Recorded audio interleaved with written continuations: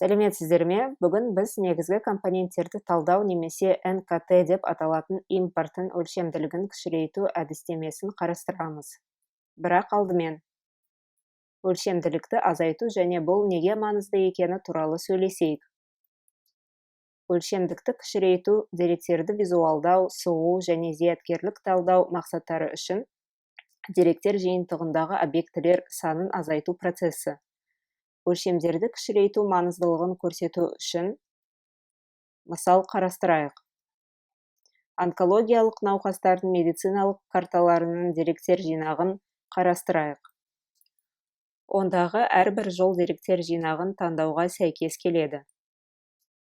Және әрбір баған белгілі бір объектіге сәйкес келеді. Жалпы алғанда 100 пациенттен 35 өлшемділік бар. Көптеген белгілер болған кезде онда олардың арасындағы корреляцияны көру қиын. Сондықтан өлшемді кішірейтуге себеп деректерді визуалдау болып табылады. Мысалы, егер бізде обыр радиусы болып табылатын біздің деректер жиынтығында бір ғана объект болса, онда пациенттерді сандық жолға салу оңай. Және егер бізде екі объект бар болса, біз деректерді екі өлшемдік кестеде құра аламыз. Егер біз тағы бір объектіні қоссақ, онда енді бізде үш объектілі деректер жиынтығы бар, және біз деректерді 3D-де құра аламыз. Енді біз тағы бір 4 объектіні тегістік қосамыз деп болжайық, және 4 өлшемді деректерді 3D-де, бірақ үлкен тегістік мәндерін ұсынатын үлкен нүктелермен ұсынуға тырысамыз. Алайда егер біз 5 өлшемді деректерді визуалдауды алғымыз келсе, осы амалдар сәтсіздікке ұшырайды. Осылайша деректер өлшемділікті кішірейтуді түсіндіретін визуалдауды жасауға көмектесе алады. Өлшемділікті кішірейтуге арналған басқа мотивация ол деректерді қысу болып табылады. Толық ақпаратты қамтитын кейбір функциялар сүзілуі мүмкін. Мысалы, обырдың ойықтығы барлық емделушілерде бірдей, және сондықтан обырды анықтау кезінде құнды ақпаратты қоспайды. Өлшемдікті кішірейту әдістерінің бірі негізгі компоненттерді талдау немесе НКТ болып табылады. НКТ деректер жиынтығының өлшемін азайту үшін қолданылатын деректерді түрлендіру әдісі. Көрсету үшін үш объектіден тұратын деректер жиынтығын қарастырайық. НКТ қолданылғаннан кейін біз 3 немесе одан көп өлшемдік кіріс деректерін 2D НКТ графигіне түрлендіреміз. Біз бұл деректерді жаңа координаттар жүйесіне көрсете отырып жасаймыз. Онда біздің ерекшеліктеріміз өте көп өзгереді. Әрбір өз басты компоненттерге сәйкес келеді. Және НКТ сондай-ақ бізге жаңа координаттар деректерді қаншалықты дәл көрсететінін айта алады. Енді НКТ орындау процедурасын қарастырайық. НКТ қолданар алдында біз деректерді қалыпқа келтіреміз. Неліктен? Өйткені НКТ-да бізді дисперсияны барынша арттыратын компоненттер қызықтырады. Екі мәселен, салмақ және өсу белгісі бар деп болжайық.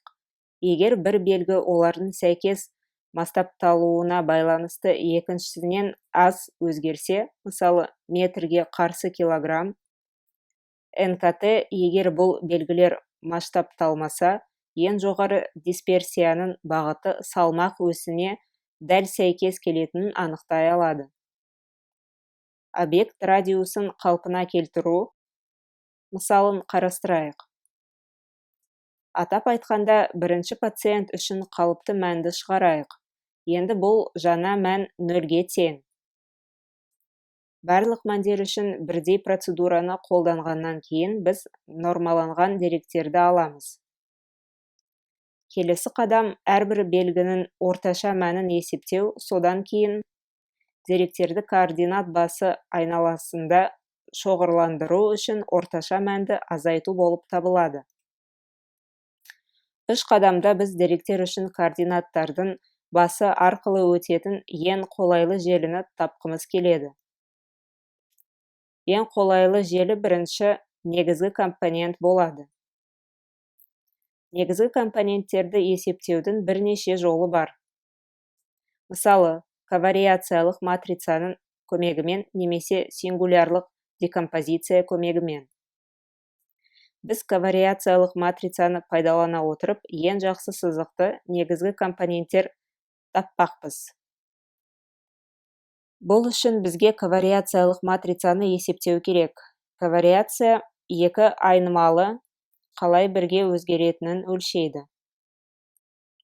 Мысал ретінде объектілердің радиусы мен периметрін қарастырайық. Біз әрбір белгі үшін орташа мәнді есептейміз. Содан кейін формуланы пайдалана отырып ковариацияны есептейміз. Осылайша периметр мен радиус арасындағы ковариация 0,224-ке тең. Бұл оң ковариация. Яғни радиус ұлғайған кезде периметр де артады. Сол сияқты радиус азайған кезде периметр де азаяды.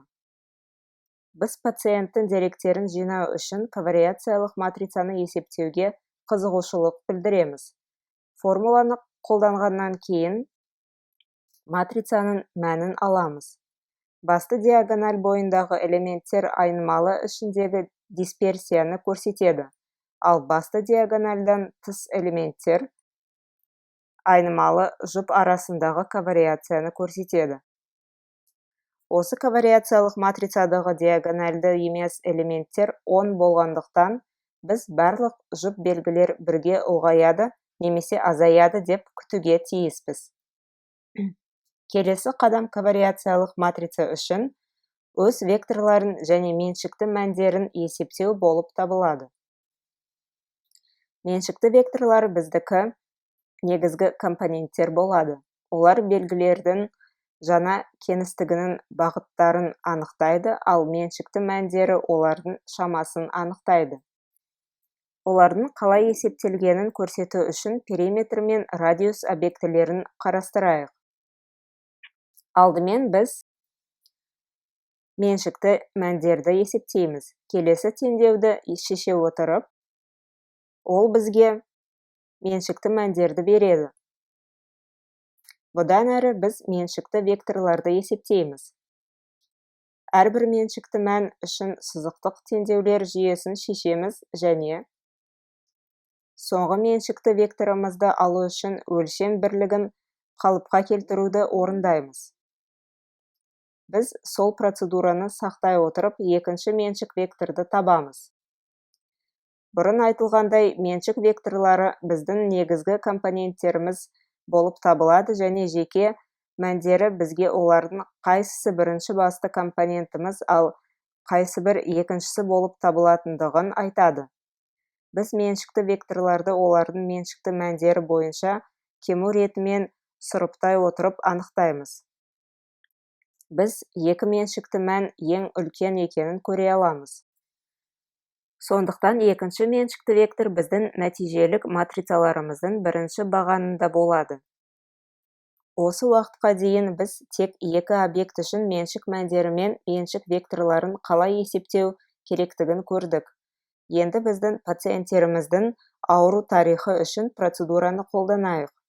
Үш белгісі бар болғандықтан, біз үш меншікті мәнді және меншікті мәндер бойынша сұрыпталған 3/3 меншікті векторлардың матрицасын есептейміз.